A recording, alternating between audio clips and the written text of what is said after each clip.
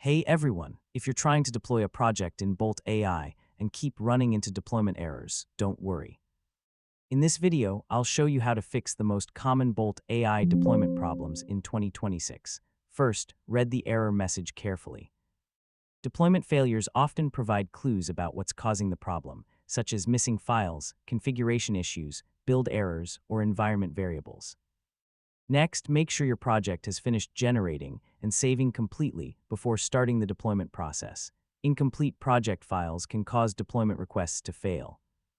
Another common fix is checking your internet connection. Since deployment relies on cloud services, a weak or unstable connection can interrupt the process.